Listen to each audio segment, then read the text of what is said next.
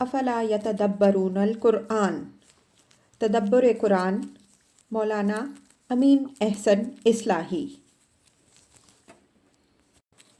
سورہ مومن تمہید۔ اعوذ باللہ من الشیطان الرجیم، بسم اللہ الرحمن الرحیم۔ سورہ کا عمود۔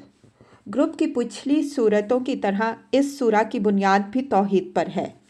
قرآن کے دوسرے اصولی مطالب بھی اس میں زیر بحث آئے ہیں، لیکن اصلاً نہیں بلکہ ضمناً توحید کے لوازم و مقتضیات کی حیثیت سے آئے ہیں۔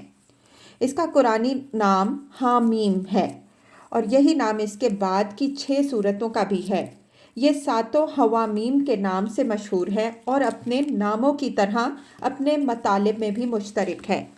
یہ تمام صورتیں دعوت کے اس دور سے تعلق رکھنے والی ہیں جب توحید و شرک کی بحث نے اتنی شدت اختیار کر لی تھی کہ پیغمبر صلی اللہ علیہ وسلم اور آپ صلی اللہ علیہ وسلم کے ساتھیوں پر مکہ میں عرصہ حیات تنگ ہونے لگا تھا۔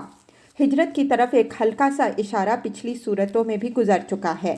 اب اس میں اور آگے کی صورتوں میں وقت کے یہ حالات بتدریج نمایاں ہوتے جائیں گے، اور ان کے تقاضے سے پیغمبر صلی اللہ علیہ وسلم اور مسلمانوں کے لیے اللہ تعالیٰ کا وعدہ نصرت و حمایت بھی بالکل واضح ہوتا جائے گا۔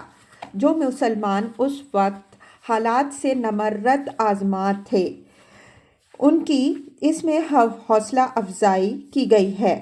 جو خطرات میں تھے ان کو تسلی دی گئی ہے، اور جو دعوت کے ساتھ ہمدردی رکھنے کے باوجود کسی مصلحت سے اب تک کھل کر اس کی حمایت کے لیے میدان میں نہیں اترے تھے، ان کو یہ رہنمائی دی گئی ہے کہ مصلحتوں سے بے پرواہ ہو کر وہ کلمہ حق کی سربلندی کے لیے اٹھ کھڑے ہوں۔ اللہ تعالیٰ ان کا حامی و ناصر ہوگا۔ سورہ کے مطالب کا تجزیہ۔ آیات 1 تا 6۔ اس کتاب کی تنزیل اس خدا کی طرف سے ہے جو غالب و مقتدر بھی ہے اور علیم بھی، گناہوں کا بخشنے والا، توبہ قبول کرنے والا بھی، اور سخت پاداش والا اور صاحب قدرت و اختیار بھی۔ اس کے سوا کوئی معبود نہیں ہے۔ اسی کی طرف سب کا لوٹنا اور اسی کے آگے سب کو پیش ہونا ہے۔ اس قرآن کی مخالفت میں کج بحثی وہی لوگ کر رہے ہیں جو جزا و سزا کے منکر ہیں۔ اس وقت اس ملک میں یہ لوگ جو دندنا رہے ہیں، اس سے کسی کو غلط فہمی نہ ہو۔ ان سے پہلے جو قومیں گزر چکی ہیں ان کی تاریخ سبق آموزی کے لیے کافی ہے۔ ان قوموں نے بھی اسی طرح اپنی کج بحثوں سے حق کو پسپا کرنے اور رسولوں کو شکست دینے کی کوشش کی، لیکن قبل اس کے کہ وہ اللہ کے رسول پر ہاتھ ڈالیں ان کو عذاب نے آ پکڑا۔ اسی طرح ان متمردین پر بھی اللہ کے قانون عذاب صادق ہو چکا ہے، اور یہ اپنے طغیان و فساد کی پاداش میں جہنم کا ایندھن بننے والے ہیں۔ آیات 7 تا 9۔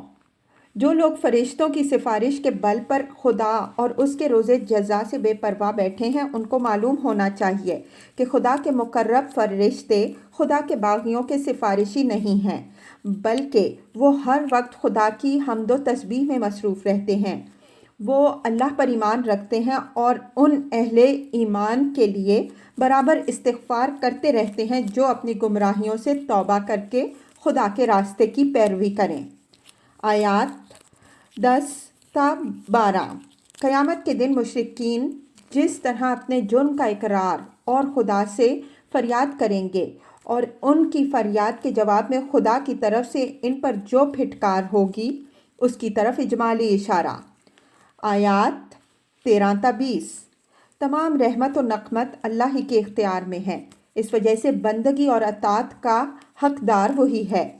وہ بہت بلند رتبہ اور عالی مقام ہے، اس کے بھیدوں سے کوئی واقف نہیں ہو سکتا۔ قیامت کے دن تنہا وہی مالک ہوگا اور مشرکوں کی سفارش کوئی نہیں کر سکے گا۔ آیات 21 تا 22۔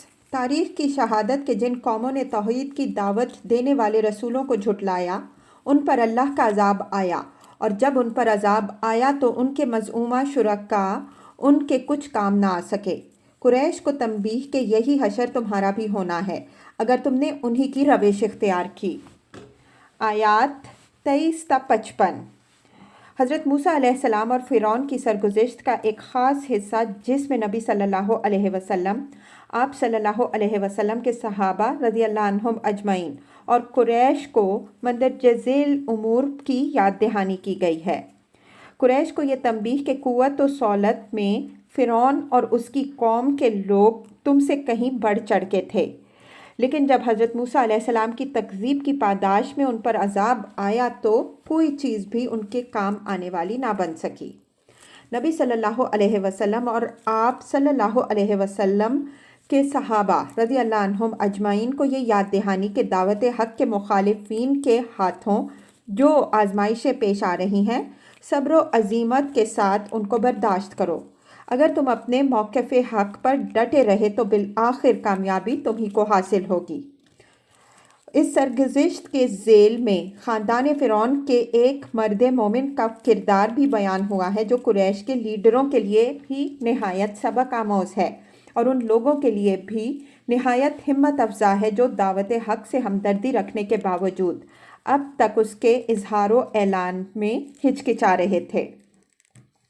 آیات 56 تا 85۔ توحید اور قیامت کے آفاقی و انفسی دلائل کا حوالہ۔